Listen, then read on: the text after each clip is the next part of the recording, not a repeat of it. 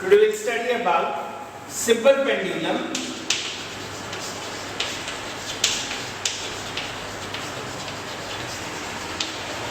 Performing oscillatory.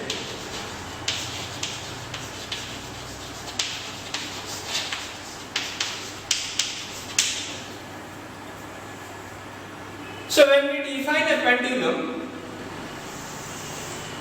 an ideal pendulum is a heavy particle is suspended from a rigid support by massless, inextensible string. But practically, we use a small ball, a small metal sphere of mass m instead of a single heavy particle, to which a light inextensible string of length L is attached.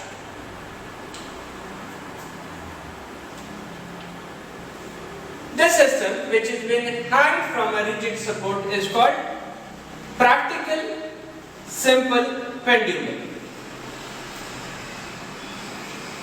From the rigid support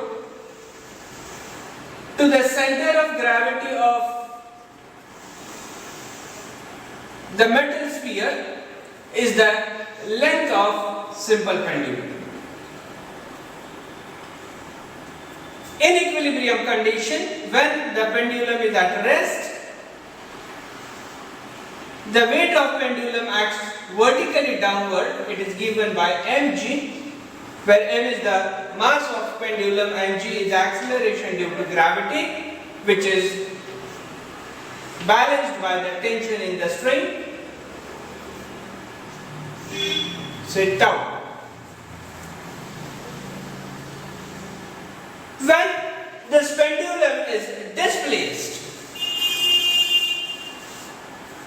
and released, it performs simple harmonic motion. But for that, some conditions are applied. The angular amplitude of the simple pendulum should be very small.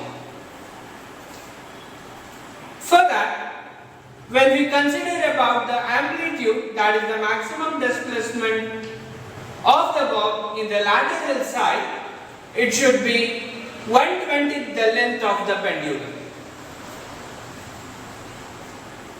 And it should perform its oscillations in one plane only. And so in its displaced state, when we consider about the pendulum, let this position we say A, when O is its mean position.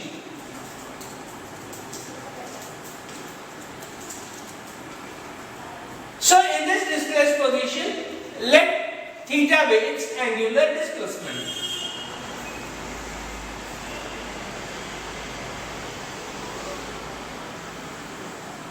Let S be the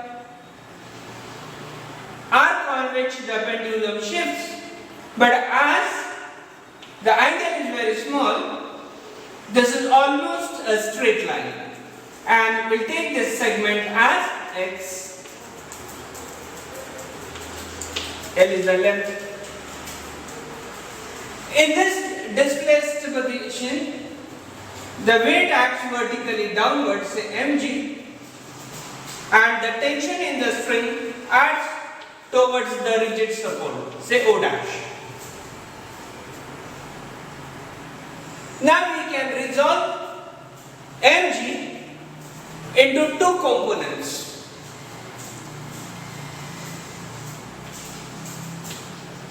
Mg cos of theta, which balances the tension in the string.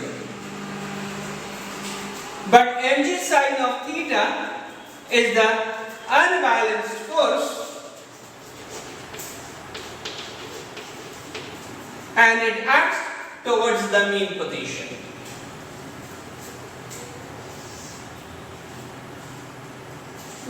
force mg sine of theta takes the pendulum back to its mean position. And so when the pendulum comes to the mean position, it crosses and goes to the other side. Again, in this displaced condition, mg sine of theta will be acting toward the mean position, and so it acts as the restoring force. And so over here, the restoring force is minus mg sine theta. Negative sign indicates that this is acting in opposite direction to the angular displacement theta. As theta is very small,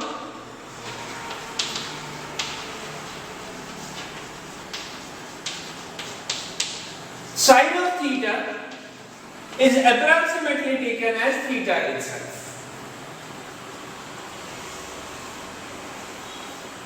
So, the force will be given as minus mg into theta.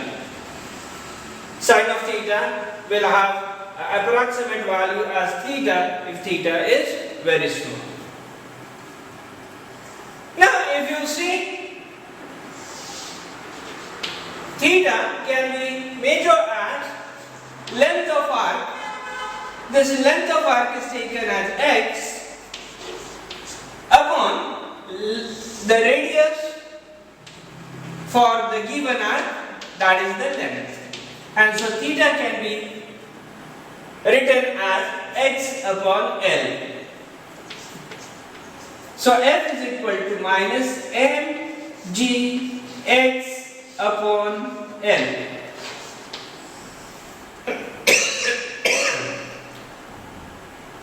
Where x is the linear displacement. Now, as we see over here, mass of the bob, acceleration due to gravity, and length of the pendulum are the constant terms. F is directly proportional to x. And this is the expression for body performing simple harmonic motion. The restoring force is always proportional to the displacement in the body.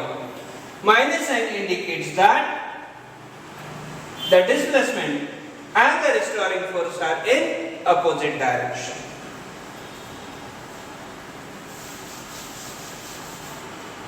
As in terms of magnitude, we know that F is equal to mgx upon L.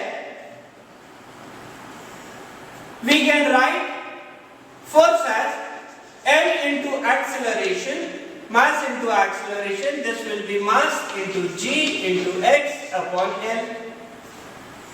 Cancelling M from both sides, acceleration of the simple pendulum will be given as g x upon L. And so acceleration upon x, this will be g upon L. This is called as acceleration per unit displacement.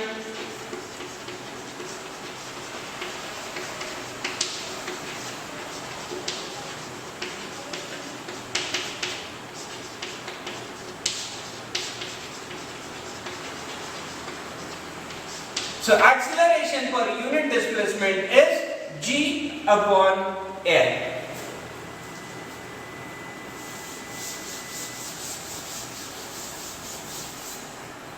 Now, as we have seen that the pendulum performs simple harmonic motion provided that the amplitude is very small, the angle of displacement, angular displacement is very small.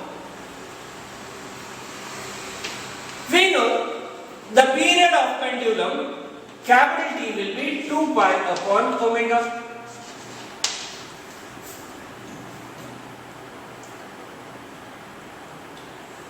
Yes. we can express this omega as root of acceleration per unit displacement.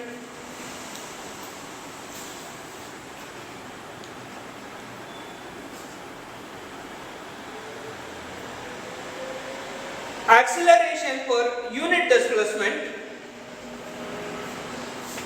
is g upon L.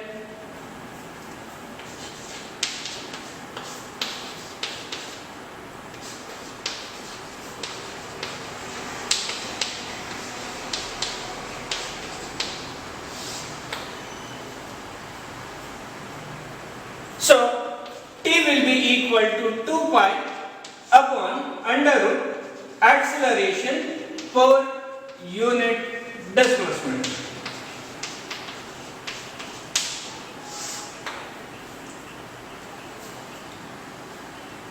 So T can be expressed as 2 pi upon under root G upon L. So period can be expressed as 2 pi root of L upon G.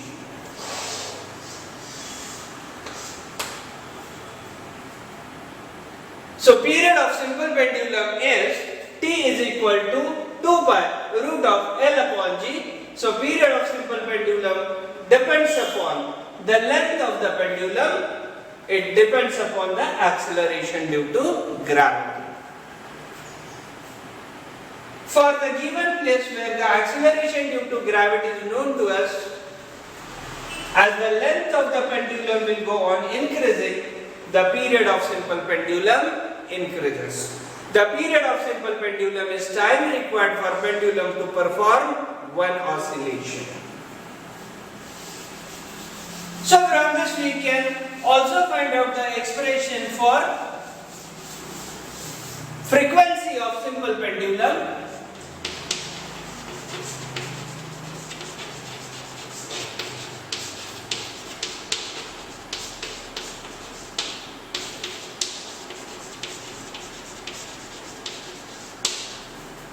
Frequency of simple pendulum, so eta, this will be equal to 1 upon capital T. So this can be written as 1 upon 2 pi root of L upon G.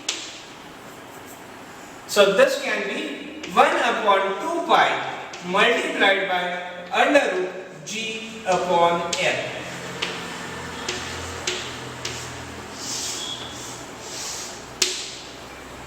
So frequency of simple pendulum is inversely proportional to the root of the length of the simple pendulum, where period is directly proportional to the root of the length of a simple pendulum.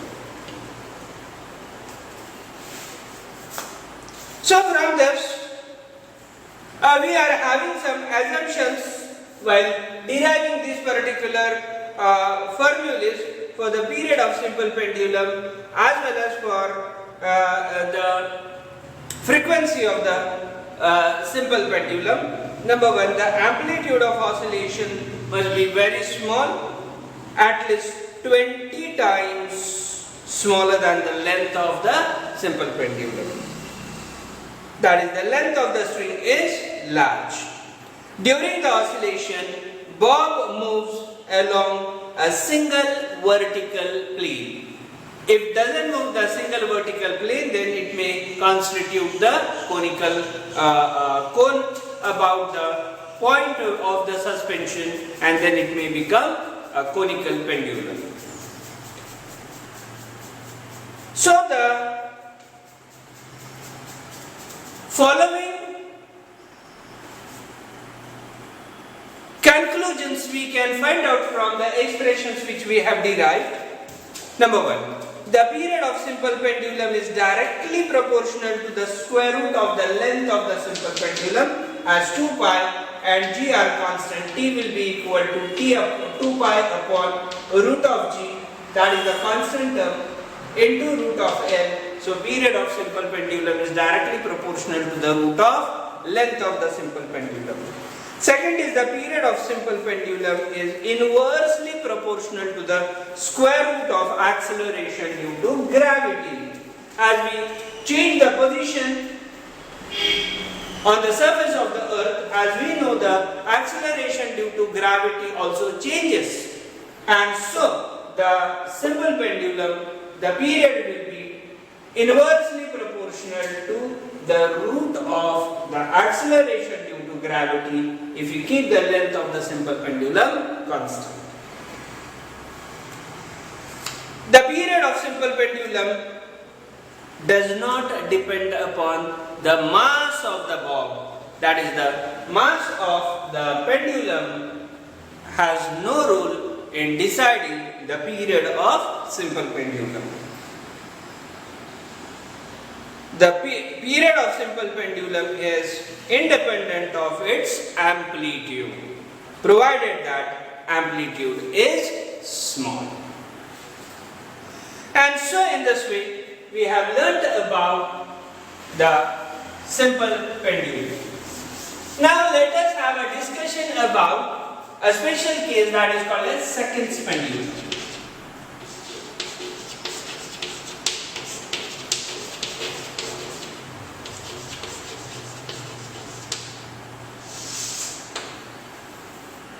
Seconds pendulum.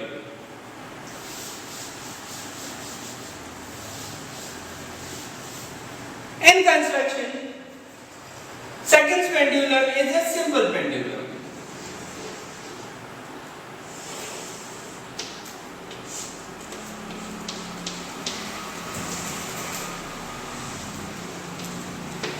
Yes. So, only the speciality of a seconds pendulum is its period is of 2 seconds. So when we displace the simple pendulum, it oscillates and the period of oscillation is 2 seconds. So T of seconds pendulum is 2 seconds. But we know that the period of simple pendulum T is given by 2 pi root of L upon G.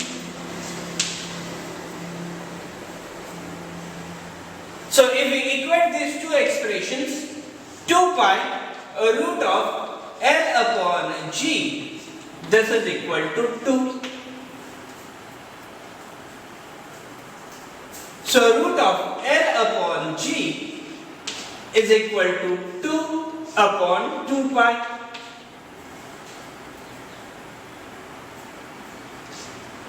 We can cancel 2 from numerator and denominator. So it becomes 1 upon pi. Squaring on both sides.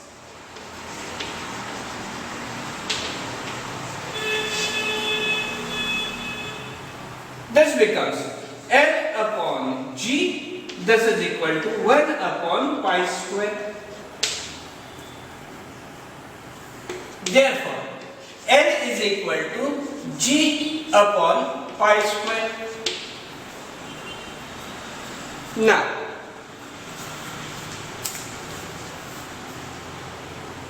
the length of the seconds pendulum we are able to find out as G upon pi square, where pi is the constant term.